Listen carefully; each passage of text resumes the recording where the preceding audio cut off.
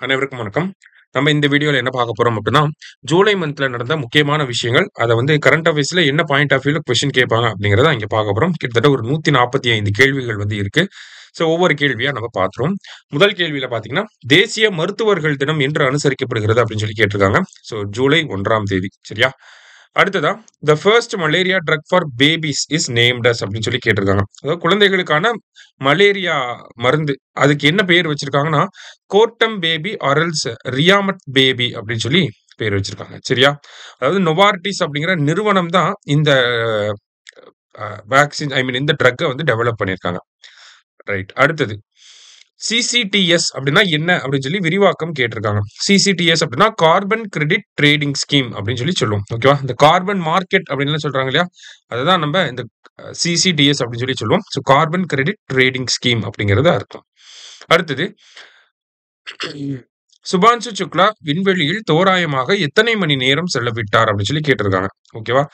So how many hours did Shubhanshu Shukla spend in space approximately அப்படின்னு சொல்லி பாத்தீங்கன்னா 488 ஹார்ஸ் ஸ்பெண்ட் பண்ணியிருப்பார். ஓகேவா?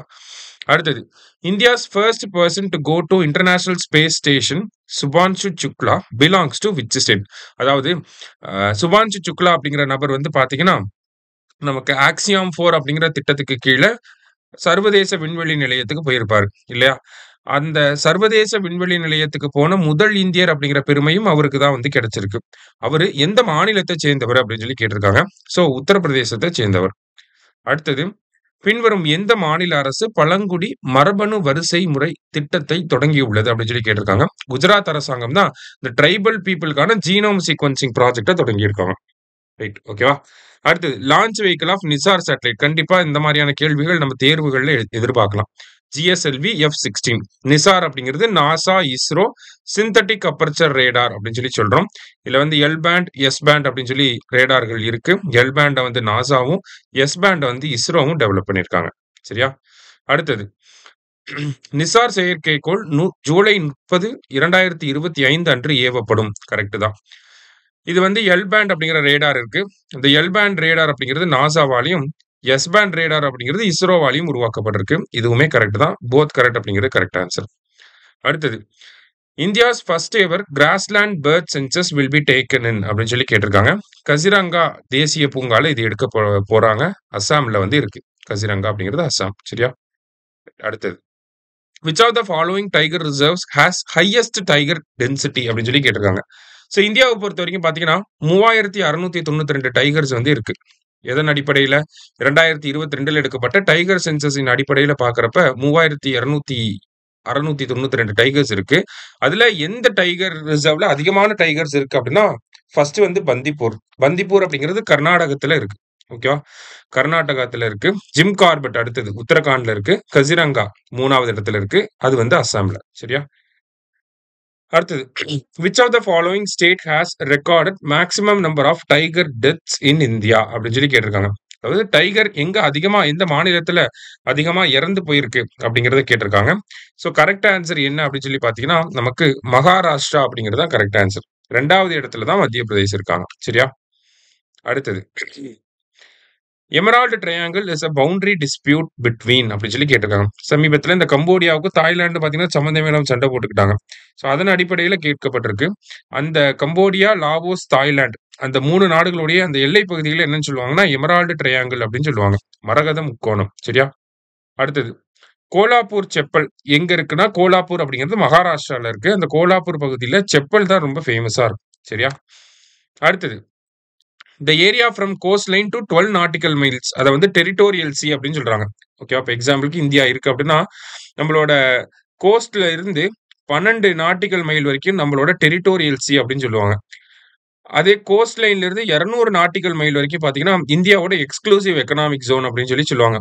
ஓகேவா? பிரத்யேக பொருளாதார மண்டலம் அப்படின்னு சொல்லுவோம். அதுக்கு மேல இருக்கிறத வந்து ஹை சி அப்படின்னு சொல்லுவாங்க. அதை வந்து இன்டர்நேஷனல் வாட்டர்ஸ் அப்படின்னு சொல்லுவாங்க. சர்வதேச நாடுகள் எல்லா நாடுகளுக்கும் சொந்தமான கடல் பகுதி அது. சரியா? அதுதான் இங்க கொடுத்திருக்காங்க. 12 நாட்டிக்கல் மைல்ஸ் வரைக்கும்னா டெரிட்டோரியல் சி, 12 to 200 அப்படின்னா economic zone, exclusive economic zone. அதுக்கு பின்னாடினா ஹை சீஸ் அப்படிங்கிறது. சரியா? பேசிக்கான விஷயம் தான் இதெல்லாம். ஆல் கரெக்ட் அப்படிங்கிறது கரெக்ட் ஆன்சர். அடுத்தது, கராய் கேமல்ஸ் ஆர் ஃபவுண்ட் இன் அப்படின்னு சொல்லி கேட்டிருக்காங்க. கராய் ஒட்டகங்கள் அப்படிங்கிறது குஜராத்ல தான் காணப்படும். சரியா? குஜராத்ல இந்த ரான் ஆஃப் கட்ச் பகுதியில மட்டும்தான் இந்த கராய் ஒட்டகங்கள் அப்படிங்கிறது இருக்கும். இந்த ஒட்டகங்கள் பார்த்தீங்கன்னா நீந்தக்கூடிய அம்சம் பெற்றது. அதனால ஸ்விம் கூட பண்ண முடியும். சரியா? அடுத்த கொஸ்டின்ல குடுத்திருக்காங்க. கராய் கேமல்ஸ பத்தி. It is capable of swimming up to 3 kilometres in sea water. Correct தான். It survives by grazing on mangroves. அது எப்படி உயிர் வாழுது அப்படின்னா, அந்த சதுப்பு நில காடுகள வந்து மேய்ந்து உயிர் வாழ்கிறது. அதே மாரி இதனால நீந்தக்கூடிய திறமையும் இருக்கு. ஸோ போத் கரெக்ட் அப்படிங்கிறது கரெக்ட் ஆன்சர். அடுத்தது which river is responsible for the floods in Texas அப்படின்னு சொல்லி கேட்டிருக்காங்க. சமீபத்துல இந்த டெக்சாஸ் மாகாணம் அமெரிக்காவுல இருக்கு. அங்க வந்து பாத்தீங்கன்னா சம்மந்தமே இல்லாம ரொம்ப வெள்ளம் வந்துருச்சு. அது எதனால அப்படின்னு சொல்லி பாத்தீங்கன்னா, இந்த குவாடலூப் அப்படிங்கிற இந்த ரிவர் வந்து அந்த ரிவர்ல நெறைய தண்ணி வந்தனால ஃப்ளட் ஆயிருச்சு. சரியா? அடுத்தது the Dragon spacecraft splashed down on which ocean அப்படின்னு சொல்லி கேட்டிருக்காங்க. ஓகேவா?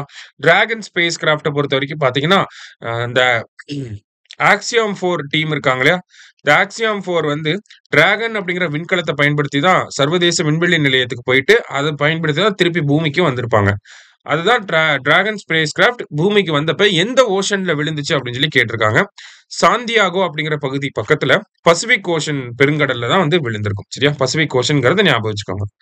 அடுத்தது mount Elbrus is located in which of the following country அப்படின்னு சொல்லி கேட்டிருக்காங்க. மவுண்ட் எல்பிரஸ் அப்படிங்கிறது ரஷ்யாவுல இருக்கு. சரியா? அடுத்ததா ஈச் நிசார் சேட்டலைட்டை வச்சு கேட்டிருக்காங்க. Each spot on the earth will be scanned once every 12 days. It works both day and night and in all weather conditions அப்படின்னு சொல்லி கொடுத்திருக்காங்க. அதாவது நிசார் சேட்டலைட்டை பொறுத்த வரைக்கும் பாத்தீங்கன்னா, பூமியை வந்து 12 நாளைக்கு ஒரு முறை சுத்தி வரும். சரிங்களா? பூமியை 12 நாளைக்கு ஒரு முறை சுத்தி வர திறமை பெற்றதுதான் இந்த நிசார் சேட்டலைட். அதே மாதிரி போத் டே அண்ட் நைட், பகல்லையும் சரி இரவுலையும் சரி. அதே மாதிரி பாத்தீங்கன்னா, ரொம்ப கிளவுட் கவர் அதிகமா இருந்தாலும் சரி, எல்லா விதமான வெதர் கண்டிஷன்ஸ்லயும் அதனால எர்த்த படங்கள் எடுக்க முடியும். சரியா? அதான் அதனுடைய சிறப்பம்சம். போத் கரெக்ட் அப்படிங்கிறது கரெக்ட் ஆன்சர். அடுத்ததா researchers has sequenced a whole genome of a person belonging to ancient civilization. He belonged to which civilization? பண்டைய நாகரிகத்தை சேர்ந்த ஒருத்தரோட டிஎன்ஏவை முற்றிலுமா என்ன பண்ணியிருக்காங்க அப்படின்னா சீக்வன்ஸ் பண்ணியிருக்காங்க. அதன் அடிப்படையில அவருடைய ஏஜ், அவருடைய கலர் என்ன, ஆணா பெண்ணா எல்லாத்தையுமே வந்து கண்டுபிடிச்சிருக்கிறாங்க. அவர் இப்படிதான் இருந்திருப்பாரு அப்படிங்கிற ஒரு மாதிரி வடிவத்தையும் வந்து வெளியிட்டு இருந்தாங்க சமீபத்துல. ஸோ அந்த நபர் எந்த நாகரிகத்தை சேர்ந்தவர் அப்படின்னா எஜிப்சியன் சிவிலைசேஷனை சேர்ந்தவர். சரியா? அடுத்தது which of the following is India's 44th UNESCO world heritage site அப்படின்னு சொல்லி கேட்டிருக்காங்க. 44 யுனெஸ்கோ தலங்கள் இருக்கு. அதுல 44வதா இது வந்திருக்கு அப்படின்னு சொல்லி பாத்தீங்கன்னா, மராத்தாவோட மிலிட்டரி லேண்ட்ஸ்கேப். மொத்தம் ஒரு மராத்தியர்களுடைய 12 கோட்டைகளை தான் மராத்தா மிலிட்டரி லேண்ட்ஸ்கேப் அப்படின்னு சொல்லி யுனெஸ்கோ அங்கீகாரம் கொடுத்திருக்காங்க. அடுத்தது Maratha military landscapes are recognised as UNESCO world heritage site அப்படின்னு சொல்லி கொடுத்திருக்காங்க.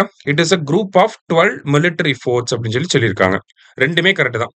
ஓகேவா? மராத்தா மிலிட்டரி லேண்ட்ஸ்கேப் அப்படின்னா மராத்தியர்களுடைய அந்த 12 மிலிட்டரி ஃபோர்ட்டை தான் மராத்தா மிலிட்டரி லேண்ட்ஸ்கேப்னு சொன்னாங்க. அதுதான் 44th யுனெஸ்கோ வேர்ல்டு ஹெரிடேஜ் சைட்னு சொல்லியிருக்காங்க. போத் கரெக்ட் அப்படிங்கிறது கரெக்ட் ஆன்சர். அடுத்தது India aims to build its own space station by 2035. India aims to achieve manned lunar mission in the year 2040.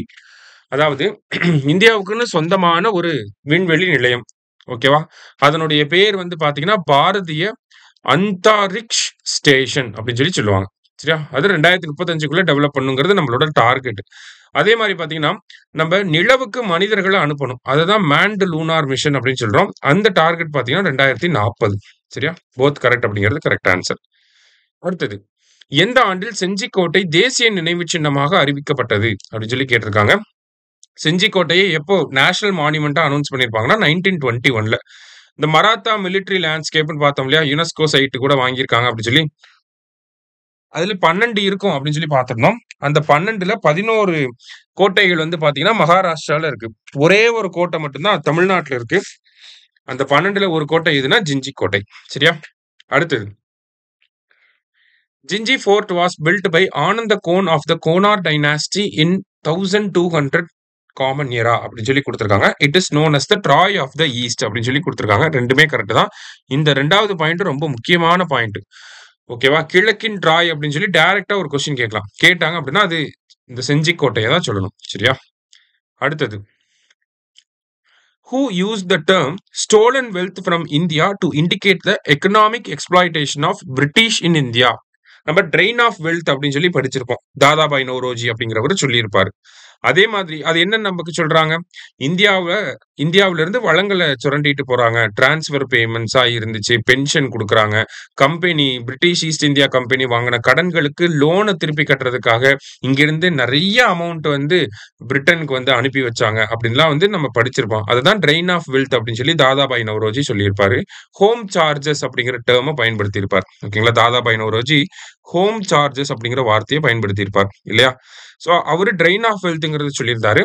ஆனா இன்னொரு ஆள் பாத்தீங்கன்னா, அத ட்ரெயின் ஆஃப் வெல்த்ன்னு சொல்லாம ஸ்டோலன் வெல்த் ஃப்ரம் இந்தியா அப்படின்னு சொல்லி சொல்லியிருப்பாரு. இந்தியாவில் இருந்து திருடப்பட்ட செல்வம் அப்படிங்கிற வார்த்தையை பயன்படுத்தியிருப்பார். அது யாருன்னா வில்லியம் டூரண்ட் அப்படிங்கிறவர். வில் டூரண்ட் அப்படிங்கிறவர். சரியா? அடுத்தது. Which of the following conquest marks its 1000th anniversary in 2025 அப்படின்னு சொல்லி கேட்டிருக்காங்க. ஓகேவா? சோ ராஜேந்திர சோழன் அவர்கள் வந்து பாத்தீங்கன்னா நார்த்தன் இந்தியாவுக்கு போய் அந்த கங்கை சமவெளியில இருக்கக்கூடிய மன்னர்களை தோக்கடிச்சிட்டு திரும்பி வந்து கங்கை கொண்ட சோழபுரம் அப்படிங்கறத கட்ட ஆரம்பிச்சு 1000 இயர்ஸ் ஆயிருச்சு. அததான் இங்க கேட்டிருக்காங்க கொஸ்டினா. சரியா? Next. Who among the following worked as the editor of the newspapers ஞானபானு, பிரபஞ்சமித்ரன் and இந்திய தேசாந்திரி அப்படின்னு சொல்லி கேட்டிருக்காங்க. இந்த பத்திரிகைகளுடைய எடிட்டரா வந்து ஒர்க் பண்ணது யாரு? ஆசிரியரா ஒர்க் பண்ணது யாருன்னா சுப்பிரமணிய சிவா. சமீபத்துல கூட சுப்பிரமணிய சிவாவை பத்தி நமக்கு குரூப் 1ல கொஸ்டின் கேட்டிருந்தாங்க இல்லையா? அடுத்தது.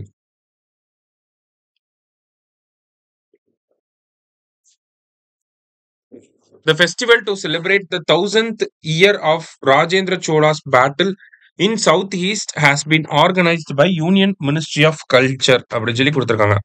அந்த 1000th இயர் 3 விஷயங்கள் வரும். ஒன்னு ராஜேந்திர சோழனுடைய பிறந்த நாள். அது வந்து 1023ல அவர் வந்திருப்பார். ஓகேங்களா? 1023ல அவரு இந்த மன்னராக வந்திருப்பார். சரிங்களா? அதை செலிப்ரேட் பண்ணணும். அந்த மாதிரியான விஷயங்கள். அடுத்ததா பாத்தீங்க அப்படின்னா நமக்கு வடக்க போய் நார்த்தன் பிளைன்ஸ்ல போய் அங்க இருக்கக்கூடிய மன்னர்களை தோக்கடிச்சிட்டு வந்து கங்கை கொண்ட சோழபுரம் கட்ட ஆரம்பிச்ச ஒரு 1000th anniversary. அதே மாதிரி தென்கிழக்கு ஆசியாவுக்கு அவர் படையெடுக்க கிளம்புன அந்த வருஷமும் பாத்தீங்கன்னா 1025 தான். சரியா? அதனால 3 விஷயங்களை செலிப்ரேட் பண்ணிருப்பாங்க. So 1000th year of Rajendra Chola அப்படின்னு சொல்லி இது எல்லாமே இன்க்ளூட் பண்ணலாம். சரியா? சோ அங்க அந்த விழாவை ஆர்கனைஸ் பண்ணது நம்ம கல்ச்சர் மினிஸ்ட்ரி. நம்ம பிரைம் மினிஸ்டர் என்ன பண்ணிருப்பாருன்னா ஒரு காயின் வந்து ராஜேந்திர சோழர் நினைவு சின்னமாக ஒரு காயினை ரிலீஸ் பண்ணிருப்பார். சோ போத் கரெக்ட் அப்படிங்கறது கரெக்ட் ஆன்சர். நெக்ஸ்ட்.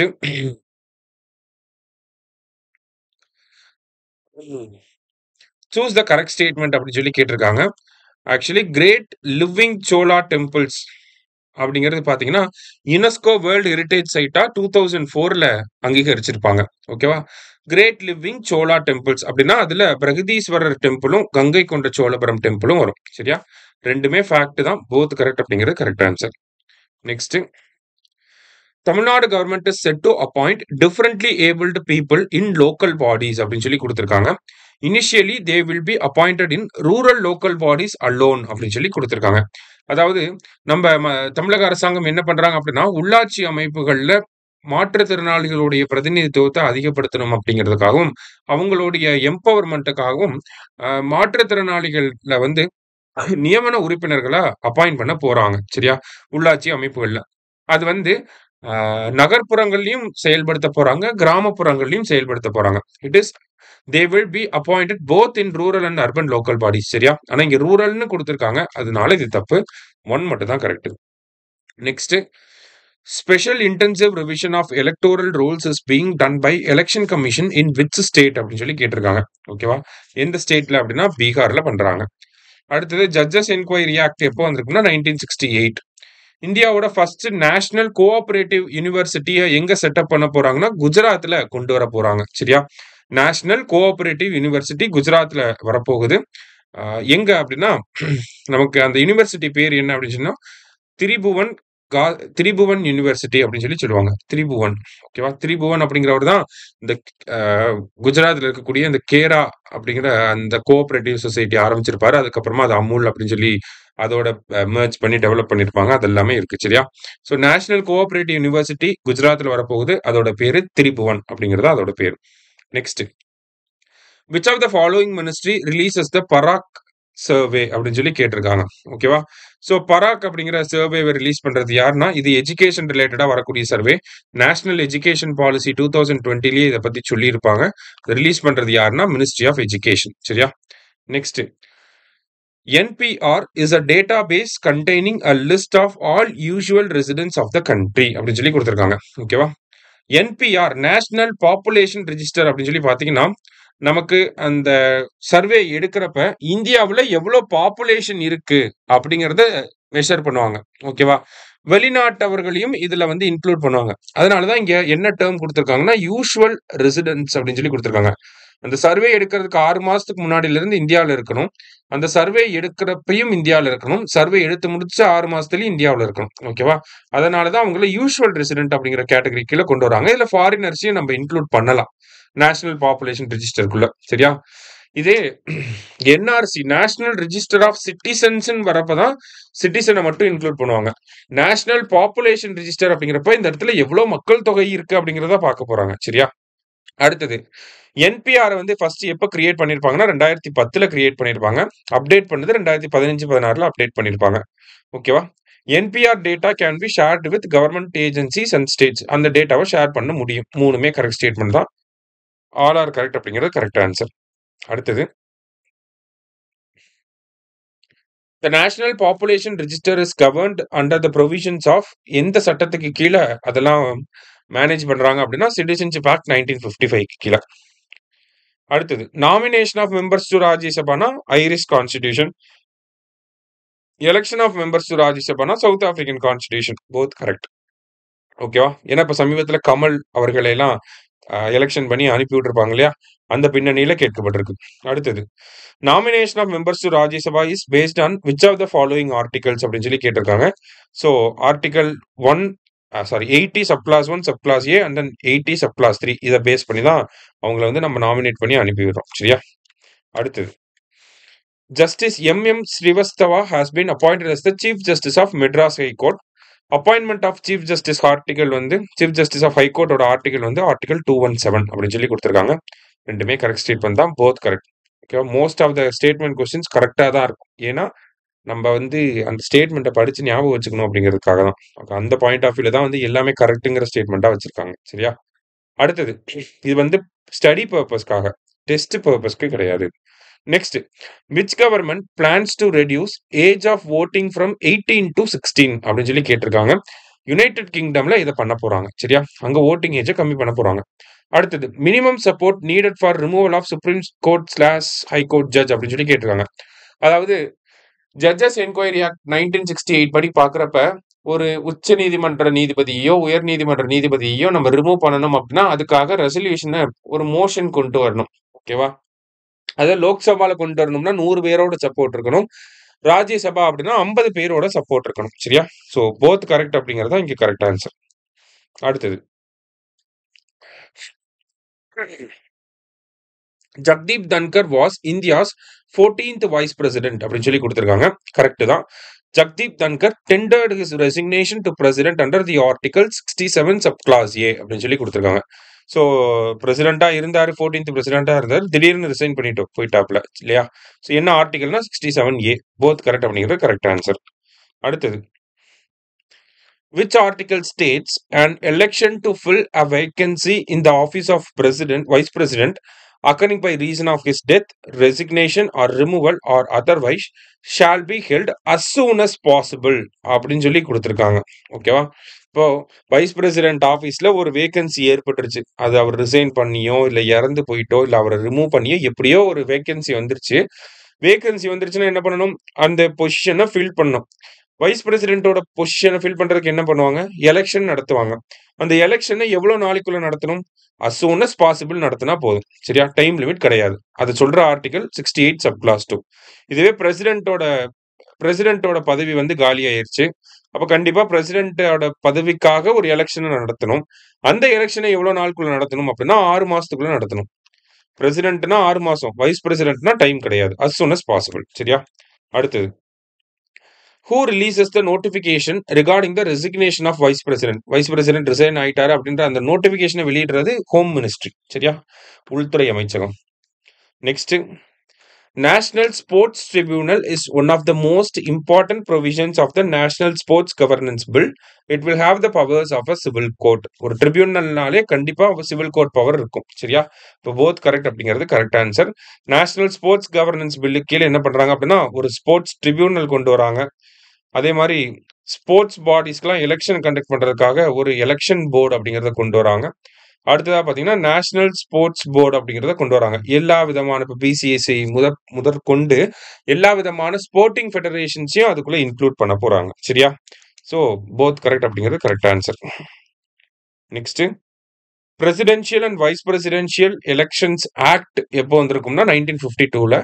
அதற்கான ரூல்ஸ் எப்போ ஃப்ரேம் பண்ணியிருப்பாங்கன்னா 1974ல. So both correct. அடுத்தது. Which of the following article deals with vice president election அப்படின்னு சொல்லி கேட்டிருக்காங்க. ஸோ எலெக்ஷன் அப்படின்னு பார்க்குறப்ப 66 ஆஃப் கிளாஸ் 1 வரும். சரியா? Next.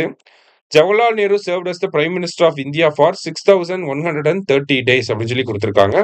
Narendra Modi has become the second longest serving prime minister with 4078 days so far அப்படின்னு சொல்லி கொடுத்துருக்காங்க. ஸோ இந்தியாவோட லாங்கஸ்ட் சர்விங் பிரைம் மினிஸ்டர்னா அது ஜவஹர்லால் நேரு தான். கிட்டத்தட்ட 6000 நாட்கள் கிட்ட அவர் பிரதமராக இருந்திருக்காரு. செகண்டா யார் இருந்தாங்கன்னா இந்திரா காந்தி அம்மையார் இருந்தாங்க. 4077 நாட்கள் இருந்தாங்க. ஸோ அதை அவங்கள டிஃபீட் பண்ணிட்டு இப்போ நரேந்திர மோடி அவர்கள் அதற்கு மேல வந்துகிட்டு இருக்காங்க. ஸோ போத் கரெக்ட் அப்படிங்கிறது கரெக்ட் ஆன்சர். சரியா? Both correct. அதான் வந்து கரெக்ட் ஆன்சர். அடுத்தது. Which are the following article deals with oath or affirmation of parliament members. அவங்களோட பதவி பிரமாணம் பத்தி பேசுற ஆர்டிகல் 99. சரியா? நெக்ஸ்ட். Section 4 of the sexual harassment act deals with internal complaints committee. இதுவே செக்ஷன் 6 அப்படின்னா லோக்கல் கம்ப்ளைண்ட்ஸ் கமிட்டி. சரியா? போத் கரெக்ட் அப்படிங்கிறது கரெக்ட் ஆன்சர். சரியா? இதெல்லாம் நோட் பண்ண வேண்டியது செக்ஷன் 4ம் செக்ஷன் 6ஐயும் நோட் பண்ணி வச்சுக்கோங்க. Next. The Internal Complaints Committee has the powers of a civil court அப்படின்னு சொல்லியிருக்காங்க. இந்த சட்டத்துக்கு கீழே இந்த செக்ஷுவல் ஹராஸ்மெண்ட் ஆக்ட் 2013க்கு கீழே இன்டர்னல் கம்ப்ளைண்ட்ஸ் கமிட்டி அப்படிங்கிறத உருவாக்கும். எப்ப ஒரு நிறுவனத்துல நீங்க ஒரு கம்பெனி வச்சிருக்கீங்க, உங்க கம்பெனில 10 பேருக்கு மேல எம்ப்ளாயிஸ் இருக்காங்க அப்படின்னாலே கண்டிப்பா நீங்க இன்டர்னல் கம்ப்ளைண்ட்ஸ் கமிட்டி அப்படிங்கிறத உருவாக்கி இருக்கணும். இதுவே உங்க நிறுவனத்துல 10 பேருக்கும் கம்மியா தான் வேலை செய்யறாங்க அப்படின்னா அந்த உங்களோட வேலையாட்கள் எல்லாத்தையுமே ஒவ்வொரு மாவட்டத்திலயும் லோக்கல் கம்ப்ளைண்ட்ஸ் கமிட்டி அப்படின்னு சொல்லி இருக்கும். அந்த லோக்கல் கம்ப்ளைண்ட்ஸ் கமிட்டில நீங்க ரெஜிஸ்டர் பண்ண வச்சிருக்கணும். சரியா? இப்ப இன்டர்னல் கம்ப்ளைண்ட்ஸ் கமிட்டி பாத்தீங்கன்னா அவங்களுக்கு வந்து சிவில் கோர்ட்டோட பவர்ஸ் இருக்கும். அந்த இன்டர்னல் கம்ப்ளைண்ட்ஸ் கமிட்டில விமன் தான் வந்து ஹெட்டா இருப்பாங்க. அது எல்லாமே இருக்கு. So the inquiry has to be completed within 90 days by internal complaints committee. இப்போ ஒரு ஒரு விமனுக்கு வந்து ஹராஸ்மெண்ட் ஏதாவது நடக்குது அப்படின்னா அவங்க அந்த ஹராஸ்மெண்ட் நடந்த இன்சிடென்ட்ல இருந்து 3 மாசத்துக்குள்ள இந்த கமிட்டிட்ட கம்ப்ளைண்ட் பண்ணலாம். அப்படி கம்ப்ளைண்ட் பண்றாங்க அப்படின்னா அந்த கம்ப்ளைண்ட்டை 90 நாட்களுக்குள்ள விசாரிச்சு அந்த கம்பெனிக்கு ஒரு ரெக்கமெண்டேஷன் அனுப்பணும். இவங்களை வேலையை விட்டு தூக்குங்க அப்படின்னு சொல்லி அந்த மாதிரி ஏதாவது ரெக்கமெண்டேஷன் கொடுக்கும். சரியா? ஸோ போத் கரெக்ட் அப்படிங்கிறதா கரெக்ட் ஆன்சர். அடுத்தது. The new division of army which will integrate infantry, mechanized infantry, armored units, artillery, special forces and unmanned aerial systems is named as Rudra அப்படின்னு சொல்லி வரும். சரியா? அதாவது நமக்கு பாத்தீங்கன்னா இவங்க எல்லாமே தனித்தனியா இருக்கக்கூடிய ஆட்கள். ஓகேவா? நமக்கு இன்ஃபேண்ட்ரி தனியா இருக்கும், நமக்கு டேங்குகள் தனியா இருக்கும், அன்மேன்டு ஏரியல் சிஸ்டம் தனியா இருக்கும். எல்லாமே தனித்தனியா ஆர்மியில ஒவ்வொரு பார்ட்டா இருப்பாங்க. அவங்க எல்லாத்தையுமே இன்டகிரேட் பண்ணி ஒரு டீமா உருவாக்க போறாங்க. அந்த டீமுக்கு பேர் தான் ருத்ரா அப்படிங்கிற டீம். இதுவே பைரவா அப்படிங்கிறது பாத்தீங்கன்னா நமக்கு எல்லை ஓரங்கள்ல India Kashmir border, sorry India Pakistan border, அந்த மாதிரியான எல்லை ஓரங்கள்ல தீவிரவாதிகள்லாம் இருப்பாங்க. அவங்கள சர்ப்ரைஸா அட்டாக் பண்றதுக்காக உருவாக்கப்பட்ட அமைப்பு தான் பைரவா. சரியா? நெக்ஸ்ட். உலகின் நம்பகத்தன்மை மிகுந்த ஜனநாயக தலைவர்களில் முதலிடம் பிடித்தவர் நம்மளுடைய பிரதமர் நரேந்திர மோடி. தொடர்ந்து 5வது வருஷமா இவர் தான் ஃபர்ஸ்டா இருக்கார். சரியா? அடுத்தது விச் செக்ஷன் ஆஃப் பாரதிய நியாய சங்கீதா டீல்ஸ் வித் ரேப் அப்படின்னு சொல்லி கேட்டிருக்காங்க. எந்த செக்ஷன் அப்படின்னா செக்ஷன் 63. அடுத்தது அடுத்து என்ன கேட்டிருக்காங்க அப்படின்னா எந்த ஸ்டேட் கவர்மெண்ட் வந்து வாட்டர் பெல் அப்படிங்கிற திட்டத்தை கொண்டு வந்திருக்காங்கன்னு சொல்லி கேட்டிருக்காங்க. இந்த வாட்டர் பெல் அப்படிங்கிற திட்டம் பாத்தீங்கன்னா ஸ்கூல்ல வந்து ஒரு ஒரு நாளைக்கு ஒரு 5 முறை பெல் அடிப்பாங்க. அந்த பெல் அடிக்கிறப்பெல்லாம் மாணவர்கள் தண்ணி குடிக்கணும். ஓகேவா? அதுதான் அந்த வாட்டர் பெல் அப்படிங்கிற ஸ்கீம். இத எதுக்காக கொண்டு வந்திருக்காங்க? யார் கொண்டு வந்திருக்காங்க அப்படின்னு சொல்லி பாத்தீங்கன்னா தமிழ்நாடு அரசாங்கம் தான் இந்த மாதிரி ஒரு திட்டத்தை கொண்டு வந்திருக்காங்க. அடுத்தது India's first cooperative society Thiruvur cooperative society. திருவூர்னா அந்த திருவள்ளூர். ஓகேவா? அதுதான் இங்க திருவூர் அப்படின்னு சொல்லி கொடுத்திருக்காங்க. அந்த கோஆபரேட்டிவ் சொசைட்டி எப்போ இனாகிரேட் பண்ணிருப்பாங்கன்னா 1904 தமிழ்நாட்டுல தான் ஃபர்ஸ்ட் வந்துச்சு அப்படிங்கறத நம்ம இந்த இடத்துல தெரிஞ்சுக்கிறோம். சரியா? அடுத்தது national cooperative policy will be effective until அப்படின்னு சொல்லி கேட்டிருக்காங்க. 2025ல இருந்து 2045 வரைக்கும் இந்த பாலிசி இருக்க போகுது. சரியா? National cooperative policy. நெக்ஸ்ட் 18 முதல் 35 வயதிற்குள் கல்வியை பாதியில் நிறுத்தியவர்களுக்கு திறன் பயிற்சி அளிக்கப்படுகிறது. அந்த திட்டத்தோட பெயர் என்ன அப்படின்னு சொல்லி பாத்தீங்கன்னா வெற்றி நிச்சயம் அப்படிங்கிற திட்டம். ஓகேவா? என்ன பண்றாங்க? ஸ்கூல் டிராப் அவுட்ஸ் இருப்பாங்க இல்லையா? அவங்க 18ல இருந்து 35 வயசுக்குள்ள இருக்காங்க அப்படின்னா அவங்களுக்கு வெற்றி நிச்சயம் திட்டத்துக்கு கீழே ஸ்கில் டெவலப்மெண்ட் கொடுக்க போறாங்க. ஓகேவா? அடுத்தது under the employment linked incentive scheme the first time employees will be given up to how many rupees by government அப்படின்னு சொல்லி கேட்டிருக்காங்க. இந்த எம்ப்ளாய்மெண்ட் லிங்க்டு இன்சென்டிவ் அப்படிங்கிற திட்டம் மத்திய அரசாங்கம் கொண்டு வந்திருக்காங்க. அதுல இபிஎஃப்ஓல ரிஜிஸ்டர் பண்ணி நீங்க இபிஎஃப்ஓல ரிஜிஸ்டர் பண்ணி இருந்து நீங்க முறையா வேலைக்கு போறீங்க அப்படின்னா உங்களுக்கு 15,000 ரூபாய் அரசாங்கம் வந்து 2 தவணையில வழங்குவாங்க. சரியா? அடுத்தது the name of the app introduced by Indian Railways which will provide all the services of railways. நம்ம டிக்கெட் புக்கிங், பிஎன்ஆர் செக் பண்றது, இந்த மாதிரி பல்வேறு அன்ரிசர்வ் டிக்கெட் புக்கிங் பண்றது, இது எல்லாத்துக்குமே தனித்தனியா ஆப் வச்சிருந்தாங்க. அது எல்லாத்தையுமே இன்டகிரேட் பண்ணி ஒரே ஆப்பா கொண்டு வர போறாங்க. அந்த ஆப் பேர் வந்து ரயில் ஒன் அப்படிங்கிற ஆப். ஓகேவா? Next India's last foreign built warship. India பொதுவா பாத்தீங்கன்னா வெளிநாடுகள்ல இந்த கப்பல்கள் எல்லாம் வாங்கும். பொதுவா ரஷ்யா கிட்ட இருந்து தான் அதிகமா வாங்கும். சரியா? அந்த மாதிரி வெளிநாடுகள்ல கட்டப்பட்ட வாங்கக்கூடிய கடைசி கப்பல் என்ன அப்படின்னா ஐஎன்எஸ் தமால். இதுக்கப்புறம் நம்ம வெளிநாடுகள் கிட்ட அந்த கப்பல்களுக்காக டிபெண்ட் பண்ணி இருக்க மாட்டோம். சரியா? அடுத்தது அறிஞர் அண்ணா லீடர்ஷிப் அவார்ட் எதுக்காக கொடுக்குறாங்க? யாருக்காக கொடுக்குறாங்க அப்படின்னா கவர்மெண்ட் ஸ்கூலோட ஹெட் மாஸ்டர்ஸ்க்கு கொடுக்குறாங்க. சரியா? Next SIPCOT was established in 1971 under industrial development act 1965 அப்படின்னு சொல்லி கொடுத்துருக்காங்க. SIPCOT's first project was the Cuddalore industrial complex in 1972 அப்படின்னு சொல்லி 2 விஷயங்களை கொடுத்துருக்காங்க. கண்டிப்பா இதெல்லாம் நமக்கு எக்ஸாம்பிள் ரிஃப்ளெக்ட் ஆகக்கூடிய விஷயங்கள் தான். சிப்காட் 1971 தெரியும். எந்த சட்டத்துக்கு கீழே வந்திருக்கு? இண்டஸ்ட்ரியல் டெவலப்மெண்ட் ஆக்ட் 1965 கீழே. ஸோ அவங்களோட ஃபர்ஸ்ட் ப்ராஜெக்ட் என்னன்னா கடலூர்ல இண்டஸ்ட்ரியல் காம்ப்ளெக்ஸை டெவலப் பண்றது. எந்த வருஷத்துல? 1972. சரியா? இதுல கண்டிப்பா கேட்பாங்க. அடுத்தது நவ்யா ஸ்கீமோட அப்ஜெக்டிவ் என்ன அப்படின்னு சொல்லி பாத்தீங்கன்னா அடலசன்ட் கேர்ள்ஸ், அடலசன்ட்னா 14 to 18ல இருக்கக்கூடிய கேர்ள்ஸ்க்கு வொகேஷனல் ட்ரைனிங் வந்து கொடுக்கறது. சரியா? அடுத்தது which of the following country has become the first country to accept India's UPI in Caribbean region அப்படின்னு சொல்லி கேட்டிருக்காங்க. ஓகேவா? இந்தியாவோட யூபிஐ பொறுத்த வரைக்கும் பாத்தீங்கன்னா Bhutan, Nepal, Maldives, France, Sri Lanka, UAE இந்த மாதிரி பல்வேறு நாடுகள்ல அக்செப்ட் பண்ணியிருக்காங்க. கரீபியன் ரீஜியன்ல, கரீபியன் அப்படின்னா அமெரிக்காவுக்கு பக்கத்துல இருக்கக்கூடிய குட்டி குட்டி தீவுகளை தான் கரீபியன் தீவுகள் அப்படின்னு சொல்லி சொல்லுவோம். அங்க ஃபர்ஸ்ட் அக்செப்ட் பண்ணது யாருன்னா ட்ரினிடாட் அண்ட் டொபாக்கோ அப்படின்னு சொல்லுவாங்க அந்த கண்ட்ரி பேர். அடுத்தது உங்களுடன் Stalin scheme will B launched from Chidambaram. உங்களுடன் ஸ்டாலின் திட்டம் அப்படிங்கிறது கிரீவன்ஸ் ரெட்ரஸல் தான். கிட்டத்தட்ட கிராமப்புறங்கள்ல பாத்தீங்கன்னா 15 டிபார்ட்மெண்ட் 46 சர்வீசஸ் வழங்குவாங்க. ரூரல் கிராமப்புறங்கள்ல 15 டிபார்ட்மெண்ட், அர்பன் ரீஜன்ல வந்து பாத்தீங்கன்னா 13 டிபார்ட்மெண்ட் 43 சர்வீசஸ் வழங்க போறாங்க. சரியா? பேசிக்கான சர்வீசஸ் வழங்க போறாங்க. அடுத்தது உங்களுடன் ஸ்டாலின் திட்டத்தை பத்தி தான் கேட்டிருக்காங்க. The initiative aims at directly addressing public grievances அப்படின்னு சொல்லி கொடுத்துருக்காங்க. இது கரெக்ட் தான். மக்களோட குறைகளை தீர்க்கிறதுக்காக தான் இந்த திட்டமே.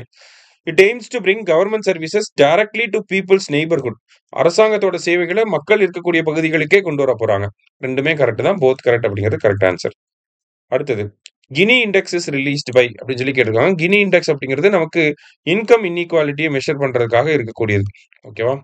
ஒரு சொசைட்டில இன்கம் இன்இக்வாலிட்டி எப்படி இருக்கு அப்படின்னு சொல்லி மெஷர் பண்றதுக்காக ரிலீஸ் பண்றது வேர்ல்டு பேங்க். அடுத்தது the Gini index helps in understanding how equally income, wealth or consumption is distributed across household or individuals in a country.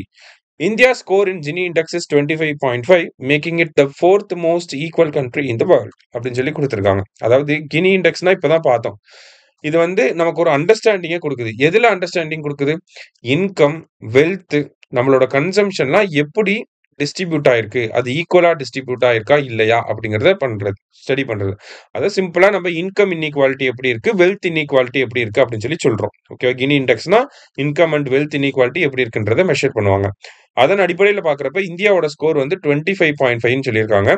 India வந்து ஸ்லோவேக்கியா, ஸ்லோவேனியா, பெலாருஸ் இந்த மாதிரியான நாடுகளுக்கு அடுத்தபடியா 4வது இடத்துல உலகத்திலே இன்கம் இன்இக்வாலிட்டி எல்லாம் கம்மியா இருக்கக்கூடிய நாடா நம்ம வந்திருக்கோம். சரிங்களா?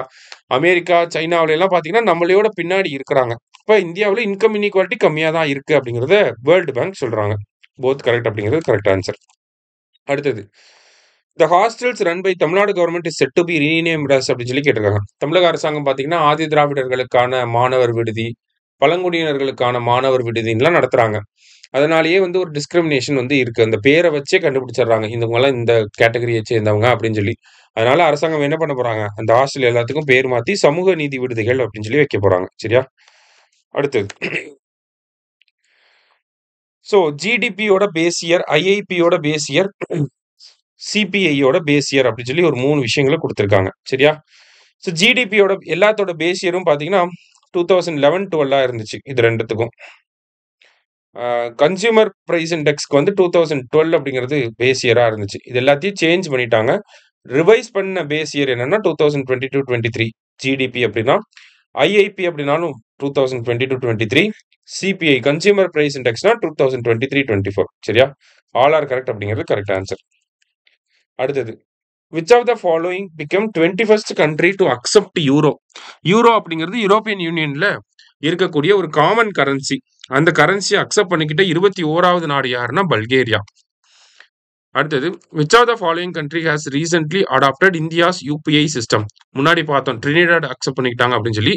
அதே மாதிரி ஆப்பிரிக்காவில் இருக்கக்கூடிய நமீபியாவும் யூபிஐயை அக்செப்ட் பண்ணிக்கிட்டாங்க. அடுத்தது தமிழ் வளர்ச்சி கழகம் எப்போ வந்திருக்கும்னா 1946 வந்திருக்கும். ஓகேவா? 1946. அடுத்தது the center contributes how many percentage to state disaster response fund அப்படின்னு சொல்லி கேட்டிருக்காங்க. அதாவது டிசாஸ்டர் மேனேஜ்மெண்ட் ஆக்ட் 2005 வந்திருக்கும். பேரிடர் மேலாண்மை சட்டம் 2005 வந்திருக்கும். அந்த சட்டத்துக்கு கீழே ஸ்டேட் நேஷனல் லெவல்ல ஒரு டிசாஸ்டர் ஃபண்டு உருவாக்கியிருப்பாங்க. அதே மாதிரி ஸ்டேட் லெவல்ல ஒரு டிசாஸ்டர் ஃபண்டு உருவாக்கியிருப்பாங்க. இந்த ஸ்டேட் லெவல்ல இருக்கக்கூடிய டிசாஸ்டர் ஃபண்டுக்கு மத்திய அரசாங்கம் எவ்வளவு கான்ட்ரிபியூட் பண்றாங்கன்னா 75% கான்ட்ரிபியூட் பண்றாங்க. அடுத்தது முக்கியமான திட்டங்கள் எப்போ வந்திருக்குன்னு சொல்லி கேட்டிருக்காங்க. முதல்வரின் முகவரி அப்படிங்கிற திட்டம் 2021, மக்களுடன் முதல்வர் அப்படிங்கிறது 2023, உங்களுடன் ஸ்டாலின் அப்படிங்கிறது 2025. மூணுமே கரெக்ட் தான். அடுத்ததா உங்களுடன் Stalin scheme will be launched in Chidambaram. இப்பதான் நம்ம பார்த்தோம், கரெக்ட் தான். அர்பன் ஏரியாஸ்னா 13 டிபார்ட்மெண்ட் 43 சர்வீஸை கொடுக்க போறாங்க, கரெக்ட் தான். ரூரல் ஏரியாஸ்னா 15 டிபார்ட்மெண்ட் 46 சர்வீஸை கொடுக்க போறாங்க, கரெக்ட் தான். ஆல் ஆர் கரெக்ட் அப்படிங்கிறது கரெக்ட் ஆன்சர். அடுத்தது India's first digital nomad village Yakten அப்படிங்கிற வில்லேஜ் எங்க இருக்குன்னா சிக்கிம்ல இருக்கு. ஓகேவா? அடுத்ததா பிரதான் மந்திரி தன்தானிய கிருஷி சிஞ்சயி யோஜனா அப்படிங்கிற இந்த திட்டம் பாத்தீங்கன்னா ஆல்ரெடி நடைமுறையில் இருக்கக்கூடிய ஒரு 36 விவசாயம் சார்ந்த திட்டங்களை வந்து ஒன்றிணைக்க போகுது. அந்த திட்டம் 100 மாவட்டங்கள்ல செயல்படுத்த போறாங்க. ஓகேவா? போத் கரெக்ட் அப்படிங்கிறது கரெக்ட் ஆன்சர். இந்த 36 இந்த 100 தான் இந்த இடத்துல நோட் பண்ணணும். சரியா? அடுத்தது அப்ஜெக்டிவ் ஆஃப் நிமிர்ந்து நெல் இனிஷியேட்டிவ். நிமிர்ந்து நெல் அப்படிங்கிற திட்டம் எதுக்காக அப்படின்னா நமக்கு இன்னோவேஷன் அண்ட் ஆண்டர்பிரினர்ஷிப் ட்ரைனிங்கை வந்து காலேஜ் ஹையர் எஜுகேஷன்ல இருக்கவங்களுக்கு கொடுக்க போறாங்க. சரியா? அடுத்தது what are the indicators that are used to select the beneficiary districts under PM Dhan Dhaanya Krishi Yojana அப்படின்னு சொல்லி கேட்டிருக்காங்க. அதாவது இந்த தன்தானிய கிருஷி யோஜனா அப்படிங்கிற திட்டத்தை பத்தி நம்ம பார்த்தோம். 36 விவசாயம் சார்ந்த திட்டங்களை வந்து ஒன்றிணைக்க போறாங்க. 100 மாவட்டங்கள்ல செயல்படுத்த போறாங்க அப்படிங்கிறத நம்ம பார்த்திருந்தோம். எப்படி அந்த 100 மாவட்டங்களை தேர்ந்தெடுக்க போறாங்கன்னா எங்கெல்லாம் விவசாய உற்பத்தி திறன் கம்மியா இருக்கு, எங்கெல்லாம் பயிரிடக்கூடிய அந்த ஏக்கர் கணக்கு கம்மியா இருக்கு, லோ கிராப்பிங் இன்டென்சிட்டி. அடுத்தது எங்கெல்லாம் விவசாயிகளுக்கான கடன்கள் கம்மியா வழங்கப்படுது. இந்த 3 இண்டிகேட்டர்ஸ பேஸ் பண்ணி ஒரு 100 மாவட்டங்கள தேர்ந்தெடுத்து, அந்த மாவட்டங்கள்ல இந்த திட்டம் செயல்படுத்த போறாங்க. ஸோ 3மே கரெக்ட் ஸ்டேட்மெண்ட் தான். 2018ல ஆஸ்பிரேஷனல் டிஸ்ட்ரிக்ட் புரோகிராம் அப்படின்னு சொல்லி நித்தி ஆயோக் கொண்டு வந்திருப்பாங்க. இந்த மாடல் இந்த திட்டத்தை பயன்படுத்தி, இந்த மாடலை பயன்படுத்தி தான் இந்த திட்டத்தை செயல்படுத்த போறாங்க. சரியா? அடுத்தது அதாவது இந்தியாவோட கிளீனஸ்ட் சிட்டியா 8வது முறையா எந்த சிட்டியை ரெகக்னைஸ் பண்ணியிருக்காங்கன்னா, இந்தோர் அப்படிங்கிற சிட்டியை ரெகக்னைஸ் பண்ணியிருக்காங்க. சரியா? அடுத்தது அந்த ஸ்வச் சர்வேக்ஷான் விருதுகள்ல இன்னும் 2 ஸ்டேட்மெண்ட் குடுத்திருக்காங்க. சூப்பர் ஸ்வச் லீக் அப்படிங்கிறது பாத்தீங்கன்னா, பாப்புலேஷன் 3 லேக்ல இருந்து 10 லேக் வரைக்கும் இருந்துச்சுன்னா, அத சூப்பர் ஸ்வச் லீக் அப்படின்னு சொல்லி சொல்றாங்க. ஸ்வச் சாகர் செக்ஷன் அப்படின்னா, பாப்புலேஷன் 10 லட்சத்துக்கு மேல இருக்கணும் அப்படிங்கிறத குடுத்திருக்காங்க. சரியா? சோ இத பொறுத்த வரைக்கும் 2மே நமக்கு கரெக்ட் தான். சோ போத் கரெக்ட் அப்படிங்கிறது தான் கரெக்ட் ஆன்சர். அடுத்தது சூப்பர் ஸ்வெட்ஜ் லீக்ல யாரு ஃபர்ஸ்ட் ரேங்க் அப்படின்னு சொல்லி கேட்டிருக்காங்க. யாருன்னா இந்தோர் தான் ஃபர்ஸ்ட் ரேங்க் வந்திருப்பாங்க. ஓகேவா? ஸ்வச் சாகர் அப்படிங்கிற செக்ஷன்ல யாரு ஃபர்ஸ்ட் வந்திருப்பாங்கன்னா, அகமதாபாத் வந்திருப்பாங்க. இந்த ஸ்வச் சர்வேக்ஷான் ரேங்கிங்ஸை ரிலீஸ் பண்றது யாருன்னா, ministry of housing and urban affairs, நகர்ப்புற அமைச்சகம் தான் வெளியிடுறாங்க. சரியா?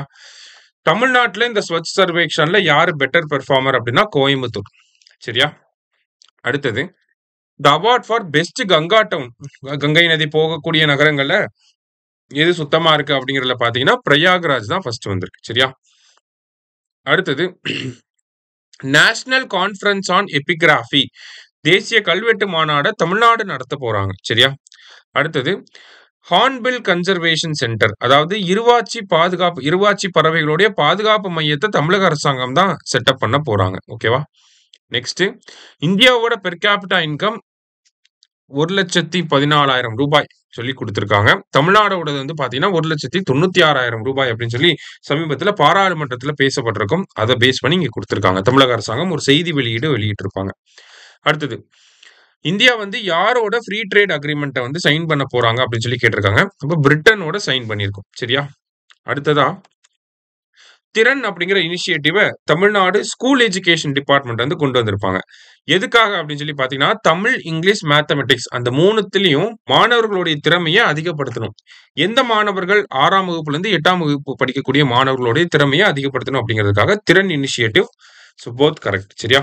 அடுத்தது அதே மாதிரி டிஎன் ஸ்பார்க் அப்படிங்கிற திட்டத்தையும் தமிழ்நாடு ஸ்கூல் எஜுகேஷன் டிபார்ட்மெண்ட் கொண்டு வந்திருக்காங்க. சரியா?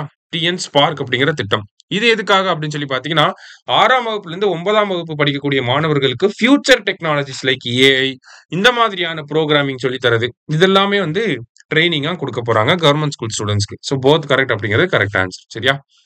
நெக்ஸ்ட் ஃப்ரீ ட்ரேட் அக்ரிமெண்ட்னா என்ன அப்படின்னு சொல்லி கேட்டிருக்காங்க. ஃப்ரீ ட்ரேட் அக்ரிமெண்ட்னா 2 நாடுகளுக்கு மத்தியில போடக்கூடிய ஒப்பந்தம். அப்படி ஒப்பந்தம் போட்டுட்டாங்க அப்படின்னா வரி சலுகைகள் அதிகமா இருக்கும், இன்வெஸ்ட்மெண்ட் அதிகமா வரும். சரியா? அப்ப treaty between countries to eliminate or reduce tariffs and trade barriers. ஓகேவா? வரிகள் மற்றும் வர்த்தக தடைகளை நீக்குவதற்காக ஒரு ஒப்பந்தம் போட்டுக்கிறது. சரியா? நெக்ஸ்ட் நலம் காக்கும் Stalin scheme will offer full body checkup அப்படின்னு சொல்லி கொடுத்திருக்காங்க. கரெக்ட் தான். இந்த மெடிக்கல் கேம்ப்ஸ் நலம் காக்கும் திட்டத்துக்கு கீழே, நலம் காக்கும் ஸ்டாலின் திட்டத்துக்கு கீழே பாத்தீங்கன்னா ஒவ்வொரு சனிக்கிழமையும் என்ன பண்றாங்க, நமக்கு மெடிக்கல் கேம்ப் ஆர்கனைஸ் பண்றாங்க. 17 விதமான டெஸ்டிங் பண்ண போறாங்க. சரியா? Both correct. Next stunted children அதிகமா எந்த ஊர்ல இருக்காங்க அப்படின்னு சொல்லி பாத்தீங்கன்னா உத்தரப்பிரதேஷ்ல தான் ஸ்டண்டட் சில்ட்ரன் அதிகமா இருக்காங்க. ஓகேவா? அடுத்ததா வேர்ல்டு பேங்கோட பாவர்ட்டி லைன் என்ன அப்படின்னு சொல்லி கேட்டிருக்காங்க. ஸோ வேர்ல்டு பேங்கோட பாவர்ட்டி லைன் $3.18 இருந்து $2.15 குறைச்சிருக்காங்க. சரியா? ஸோ 2.15 அப்படிங்கிறது correct answer. Next house hold consumption expenditure survey அப்படிங்கறத முன்னாடிலாம் 5 இயர்ஸ் ஒன்ஸ் எடுத்துட்டு இருந்தாங்க. இனிமேல் 3 இயர்ஸ் ஒன்ஸ் தான் எடுக்க போறாங்க. சரியா? 3 இயர்ஸ் அப்படிங்கிறது தான் இங்க கரெக்ட் ஆன்சர். அடுத்ததா the new base year for GDP நம்ம இப்பதான் பார்த்தோம். 2020-23 அப்படிங்கிறது இந்தியாவோட ஜிடிபிக்கான புது பேஸ் இயர். அந்த ரிவைஸ் பண்ண பேஸ் இயரை பேஸ் பண்ணி நமக்கு எப்போ ஜிடிபி டேட்டா வரும் அப்படின்னா February 27, 2026 வரப்போகுது. போத் கரெக்ட் அப்படிங்கிறது கரெக்ட் ஆன்சர். சரியா? அடுத்தது new national house hold travel survey இந்த சர்வே அப்படின்னாலே யார் தான் ரிலீஸ் பண்ணுவாங்க? மினிஸ்ட்ரி ஆஃப் ஸ்டாட்டிஸ்டிக்ஸ் தான் ரிலீஸ் பண்ணுவாங்க. அதே மாதிரி டொமஸ்டிக் டூரிசம் எக்ஸ்பெண்டிச்சர் சர்வேனாலே யாரு தான் வருவாங்கன்னா, மினிஸ்ட்ரி ஆஃப் ஸ்டாட்டிஸ்டிக்ஸ். முன்னாடி பார்த்தா ஹவுஸ் ஹோல்ட் கன்சம்ப்ஷன் எக்ஸ்பெண்டிச்சர் சர்வேன்னு அதையும் யார் தான் ரிலீஸ் பண்றாங்க? நம்ம மினிஸ்ட்ரி ஆஃப் ஸ்டாட்டிஸ்டிக்ஸ் தான் ரிலீஸ் பண்றாங்க. சரியா? அடுத்தது தமிழ் இன்பம் அதாவது 1955ஆம் ஆண்டு தமிழ் இன்பம் என்ற புத்தகத்திற்காக முதல் தமிழ் சாகித்ய அகாடமி விருதை வென்றவர் யாருன்னா ஆர்.பி. சேதுப்பிள்ளை அப்படிங்கிறவர் தான் வின் பண்ணியிருப்பார். சரியா? அடுத்தது தகைசால் தமிழர் விருது யாருக்கு வழங்க போறாங்க அப்படின்னு சொல்லி கேட்டிருக்காங்க. இந்த வருஷம் யாருக்கு அப்படின்னா காதர் மொஹிதீன் அவர்களுக்கு வழங்க போறாங்க. சரியா? நல்லக்கண்ணு ஃபர்ஸ்ட் சங்கரையா, அப்புறம் நல்லக்கண்ணு, அதுக்கப்புறமா வீரமணி அவர்கள், அதுக்கப்புறமா குமரி ஆனந்தன் அவர்கள், இப்போ காதர் மொய்தீன் அவர்களுக்கு வழங்க போறாங்க. அடுத்தது தமிழ்நாட்டில் உள்ள பின்வரும் கோட்டைகளில் எது மராட்டிய ராணுவ நிலப்பரப்புகளின் ஒரு பகுதி அப்படின்னு சொல்லி கேட்டிருக்காங்க. மராத்தா மிலிட்டரி லேண்ட்ஸ்கேப்ல வர்றது எது? நம்மளுடைய ஜிஞ்சி கோட்டை. ஓகேவா? சோ விழுப்புரம். அடுத்தது தமிழகத்தில் அதிகப்படியான ஆசிரியம் கல்வெட்டுகள் எங்கு காணப்படுகின்றன அப்படின்னு சொல்லி கேட்டிருக்காங்க. எங்க இருக்குன்னா புதுக்கோட்டையில இருக்கு. ஓகேவா? அடுத்ததா யாரோட 150வது பிறந்த நாள் 2026ஆம் ஆண்டு கொண்டாடப்படும்னு கேட்டிருக்காங்க. மறைமலை அடிகளாருடைய 150வது பிறந்த நாள் கொண்டாட போறோம். சரியா? அடுத்தது A torpedo jar, broken iron sword, pieces of gold ornament were found in Porpanaikottai அகழ்வாராய்ச்சியில இதெல்லாம் கண்டுபிடிக்கப்பட்டிருக்கு. பொற்பனைக்கோட்டை புதுக்கோட்டையில இருக்கு. சரியா? அடுத்தது The archaeological excavation site of Marungur is located in Cuddalore. மருங்கூர்னா கடலூர்ல இருக்கு. ஓகேவா? Thenpennai river runs north of Marungur and Vadavellar runs south of Marungur. மருங்கூருக்கு வடக்க பாத்தீங்கன்னா தென்பெண்ணை நதி, தெற்குல வந்து பாத்தீங்கன்னா வடவெள்ளார் அப்படிங்கிற நதி. ரெண்டுமே கரெக்ட் தான். போத் கரெக்ட் அப்படிங்கிறது கரெக்ட் ஆன்சர். சரியா? Next potsherds with Tamil Brahmi inscriptions are found in Marungur. மருங்கூர்ல இந்த தமிழ் பிராமி எழுத்துக்களை கொண்ட பானை ஓடுகள் கண்டுபிடிக்கப்பட்டிருக்கு. ஓகேங்களா? சோ இது எல்லாமே 12 graffiti bearing potsherds resembling in the signs were also excavated in Marungur. மருங்கூர்ல கிராஃபிட்டி பியரிங் potsherd அப்படின்னா அதுல வந்து அந்த பானை ஓடுகள்ல அந்த சிம்பிள்ஸ்லாம் வந்து வரைஞ்சிருக்கும். ஓகேவா? அதுதான் வந்து கிராஃபிட்டி பியரிங் potsherd அப்படின்னு சொல்லுவாங்க. சோ அந்த சிம்பிள்ஸ் எல்லாமே இண்டஸ் வேலியில கண்டுபிடிச்ச மாதிரியே இருக்கு அப்படின்னு சொல்லி சொல்லியிருக்காங்க. ரீசெண்டா வந்து எக்ஸ்கவேஷனை பேஸ் பண்ணி கொடுத்திருக்காங்க. போத் கரெக்ட் தான் ஆன்சர். சரியா? அடுத்ததா how many of the above are not a part of SAARC countries அப்படின்னு சொல்லி கேட்டிருக்காங்க. சோ மேல இருக்கக்கூடிய நாடுகள்ல சார்க்ல வராதது எது அப்படின்னு சொல்லி பாத்தீங்கன்னா சைனா மட்டும் வராது. ஓகே, மீதி எல்லா நாடுகளும் வரும். சோ ஒன்லி ஒன் அப்படிங்கறதா ஆன்சர். சரியா? சார்க் கண்ட்ரிஸை எப்படி ஞாபகம் வச்சுக்கலாம் அப்படின்னா பிபின் அப்படின்னு சொல்லி ஞாபகம் வச்சுக்கலாம். பிபின் மேப்ஸ் அப்படின்னு சொல்லி. ஓகேவா? சோ பூட்டான், பங்களாதேஷ், இந்தியா, நேபாள், மாலத்தீவுகள், அடுத்தது ஆப்கானிஸ்தான், பாகிஸ்தான், எஸ் வந்து ஸ்ரீலங்கா. சரியா? இவங்க தான் சார்க் கண்ட்ரிஸ். இல்ல சைனா மட்டும் வராது. Okay, next SAARC was established in the year 1985. அதோட ஹெட் குவார்டர்ஸ் எங்க இருக்குன்னா காத்மண்டுல இருக்கு. போத் கரெக்ட் அப்படிங்கிறது கரெக்ட் ஆன்சர். நெக்ஸ்ட் ஆபரேஷன் மெட்மேக்ஸ் அப்படிங்கறத இந்தியன் கவர்மெண்ட் கொண்டு வந்திருந்தாங்க. எதுக்காக அப்படின்னா இந்த மருத்துவ பொருட்கள்லாம் இருக்கு இல்லையா, அதை கடத்துறத தடுக்கணும் அப்படிங்கிறதுக்காக, அந்த கடத்தலை தடுக்கணுங்கிறதுக்காக கொண்டு வந்திருக்காங்க. அடுத்தது ஆப்கானிஸ்தான்ல இருக்கக்கூடிய தாலிபான் அரசாங்கத்தை ரெகக்னைஸ் பண்ண அங்கீகரிச்ச முதல் நாடு யாருன்னா ரஷ்யா. ஓகேவா? தலிபன் அப்படிங்கிற வார்த்தை இல்ல தாலிபான் அப்படிங்கிற வார்த்தைக்கு என்ன அர்த்தம்னா ஸ்டூடெண்ட்ஸ் அப்படின்னு சொல்லி அர்த்தம். ஓகேவா? அங்க இருக்கக்கூடிய மாணவர்களுடைய போராட்டமா ஆரம்பிச்சதுதான் தாலிபான். ரைட். அடுத்தது இந்திய கடற்படையோடைய முதல் பெண் போர் விமானி யார் அப்படின்னு சொல்லி கேட்டிருக்காங்க. அஸ்தா பூனியா அப்படிங்கிறவங்க. சரியா? ரைட். நெக்ஸ்ட் 2025ல பிரிக்ஸ் சம்மிட் எங்க நடக்க போகுதுன்னா பிரேசிலோட ரியோ டி ஜெனீரியோட நடக்க போகுது. பிரிக்ஸ்ல கடைசியா சேர்ந்த மெம்பர் யாருன்னா இந்தோனேஷியா. பிரிக்ஸ் அப்படின்னாலே Brazil, Russia, India, China, south Africa. அடுத்ததா ISCU அப்படின்னு சொல்லி ஞாபகம் வச்சுக்கணும். ICU அப்படின்னு ஞாபகம் வச்சுக்கோங்க. இதுல ஐல வந்து பாத்தீங்கன்னா Indonesia, Iran, Saudi Arabia, Egypt, Ethiopia, UAE. சரியா? அடுத்தது நியூ டெவலப்மெண்ட் பேங்க் அப்படிங்கிறது பிரிக்ஸோட பேங்க். சரிங்களா? பிரிக்ஸோட பேங்க் நியூ டெவலப்மெண்ட் பேங்க் 2014ல வந்திருக்கும். சரியா? இந்த நியூ டெவலப்மெண்ட் பேங்க்ல புதுசா சேர்ந்த கண்ட்ரிஸ் யாருன்னா கொலம்பியாவும் உஸ்பெகிஸ்தானும். அடுத்தது Khelo India water sports festival எங்க நடக்க போகுது அப்படின்னா ஸ்ரீநகர்ல நடக்க போகுது. சரிங்களா? அடுத்தது வேர்ல்டு பாப்புலேஷன் டே ஜூலை 11. அடுத்ததா பாத்தீங்க அப்படின்னா India is set to host its first ever international manuscript heritage conference. இந்தியாவில் அந்த மேனுஸ்கிரிப்ட் ஹெரிடேஜ் கான்ஃபரன்ஸ் அப்படிங்கிறது ஃபர்ஸ்ட் டைமா நடக்க போகுது. கரெக்ட் தான். அது ரிலேட்டடா நேஷனல் மேனுஸ்கிரிப்ட் மிஷன் அப்படிங்கறத தெரிஞ்சுக்கிறோம். 2003ல வந்துச்சு. கியான் பாரதம் மிஷன் அப்படிங்கிறது 2025ல வந்திருக்கும். சரியா? எல்லாமே மேனுஸ்கிரிப்டோட ரிலேட் ஆகி வரக்கூடிய திட்டங்கள். ஆல் ஆர் கரெக்ட் அப்படிங்கிறது கரெக்ட் ஆன்சர். நெக்ஸ்ட், ரயில்வே பாதுகாப்பு படையின் முதல் பெண் இயக்குனராக நியமிக்கப்பட்டவர் யாருன்னா சோனாலி மிஸ்ரா. அடுத்தது, QS பெஸ்ட் ஸ்டூடெண்ட் சிட்டிஸ் ரேங்கிங்ல சென்னையோட ரேங்க் என்ன அப்படின்னு சொல்லி பாத்தீங்கன்னா 128. அடுத்தது, மண்டேலா விருதை வந்து யாருக்கு கொடுத்திருக்காங்க அப்படின்னா பிரெண்டா ரெனால்ட்ஸ் அப்படிங்கிற கனடாவை சேர்ந்தவங்களுக்கும் கென்னடி ஒடேட் அப்படிங்கிற கென்யாவை சேர்ந்தவங்களுக்கும் வழங்கப்பட்டிருக்கு. இந்த மண்டேலா விருது யுனைடெட் நேஷன்ஸ் தான் கொடுப்பாங்க. சரியா? ஸோ போத் கரெக்ட் அப்படிங்கிறது கரெக்ட் ஆன்சர். அடுத்தது, India EFTA free trade agreement will கமென்ஸ் on அப்படின்னு சொல்லி கேட்டிருக்காங்க. ஓகேவா? ஸோ இது எப்போ கமென்ஸ் ஆகுது, ஸ்டார்ட் ஆகுது அப்படின்னு சொல்லி பார்த்தீங்கன்னா October 1, 2025ல. அடுத்ததா, Roadies India initiative is launched for which of the following animal அப்படின்னு சொல்லி கேட்டிருக்காங்க. ரோடிஸ் இந்தியா அப்படிங்கிறது அந்த ஒன் ஹார்ன்டு ரைனோ அப்படின்னு சொல்லக்கூடிய ரைனோஸ்க்காக. அடுத்தது, இன்டர்நேஷனல் மேனுஸ்கிரிப்ட் ஹெரிடேஜ் கான்ஃபரன்ஸ் எங்க நடக்க போகுதுன்னா இந்தியாவில் எங்கன்னா நியூ டெல்லியில. Next, Asia Pacific economic cooperation summit எங்க நடக்க போகுதுன்னு கேட்டிருக்காங்க. சவுத் கொரியால. ஓகேவா? அடுத்தது, ஆடியோ விஷுவல் ஆதாரங்களை சேகரிக்கவும் குற்றச்சம்பவங்களின் புகைப்படங்களை பதிவேற்றம் செய்ய பின்வரும் செயலிகளில் எது தொடங்கப்பட்டது அப்படின்னு சொல்லி கேட்டிருக்காங்க. ஓகேவா? ஸோ இந்த சாக்ஷியா அப்படிங்கிற ஆப் எதுக்காக அப்படின்னா போலீஸ் ஆஃபீஸர்ஸ் அந்த கிரைம் சீனுக்கு போறப்ப அங்க இருக்கக்கூடிய கிரைம் சீன் ரெக்கார்ட் பண்ணி போட்டோவா எடுத்து அப்லோட் பண்றதுக்காக கொண்டு வந்திருக்காங்க. சரியா? அடுத்தது, வேர்ல்டு சேஃப்டி இண்டெக்ஸ்ல இந்தியாவோட ரேங்க் வந்து 66. அடுத்ததா, யுனெஸ்கோல இருந்து வெளியே போக போறோம் அப்படின்னு சொன்ன கண்ட்ரி யார் அப்படின்னா அமெரிக்கா தான். America WTO, WHO, Paris agreement எல்லாத்துல இருந்து வெளியே போறோம் அப்படின்னு சொல்லி சொல்லியிருக்காங்க. அடுத்தது, ஹென்லி பாஸ்போர்ட் இண்டெக்ஸ்ல இந்தியாவோட ரேங்க் வந்து 77. சரியா? அடுத்தது, கம்போடியாவும் தாய்லாண்டும் சமீபத்தில் சண்டை போட்டுக்கிட்டாங்க இல்லையா? ஸோ அது எதுக்காக சண்டை போட்டுக்கிட்டாங்க அப்படின்னா அந்த பிரியா விஹார் அப்படிங்கிற இந்த கோயிலுக்காக தான் சண்டை போட்டிருப்பாங்க. இது வந்து 11ஆம் நூற்றாண்டுல இருந்து ஒரு ஹிந்து கோயில். இது அப்போ அதுக்கப்புறமா அது புத்திஸ்ட் கோயிலா வந்து மாத்திருப்பாங்க. புத்திசம் அப்படின்னு வரனால தான் அந்த இடத்துல விஹார் அப்படிங்கிற வார்த்தையே வருது. சரியா? அடுத்தது, எமரால்டு ட்ரையாங்கிள் அப்படிங்கிறது நம்ம பார்த்தோம். Cambodia, Laos and Thailand. சரியா? மரகத முக்கோணம் அப்படிங்கிறது. நெக்ஸ்ட், வேர்ல்டு மேங்க்ரோவ் டே வந்து பாத்தீங்கன்னா ஜூலை 26ல வந்திருக்கும். International society for mangrove ecosystem அது எங்க எஸ்டாப்ளிஷ் பண்ணிருக்காங்கன்னா ஒக்கினாவா, ஜப்பான்ல இருக்கக்கூடிய ஒக்கினாவால. எப்போனா 1990. யார் இதை பண்ணிருப்பாங்கன்னா MS சுவாமிநாதன் தான் இதை பண்ணியிருப்பார். சரிங்களா?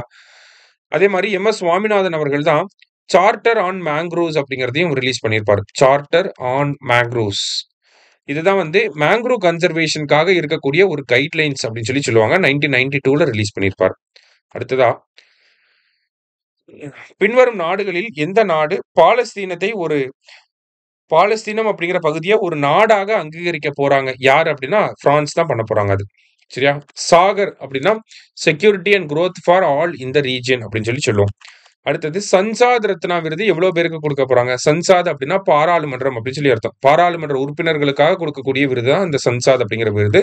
17 பேருக்கு கொடுக்க போறாங்க. சரியா? தமிழ்நாட்டில இருந்து ஒருத்தர் இருக்காரு, யாருன்னு பார்ப்போம் நம்ம.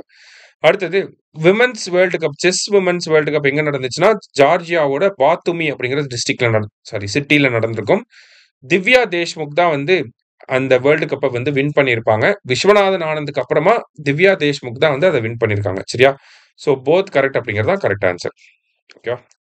நெக்ஸ்ட், திவ்யா தேஷ்முக் இவங்களை வந்து பாத்தீங்கன்னா 88வது கிராண்ட் மாஸ்டரா வந்திருக்காங்க. இந்தியாவோட 88வது கிராண்ட் மாஸ்டர். சரியா?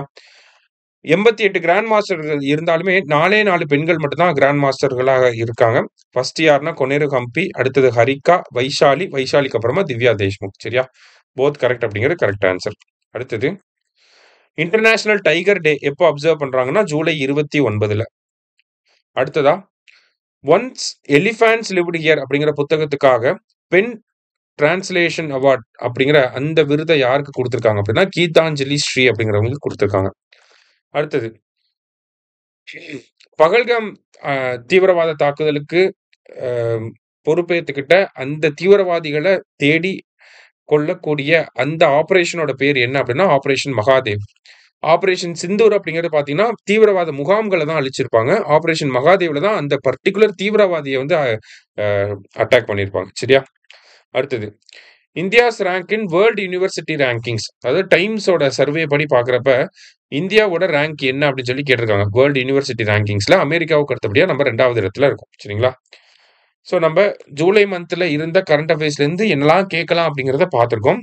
பிடிஎஃப் அட்டாச் பண்ணியிருக்கோம். நீங்களும் எடுத்து ஒரு தடவ படிச்சு பார்த்துருங்க. சரியா? நன்றி.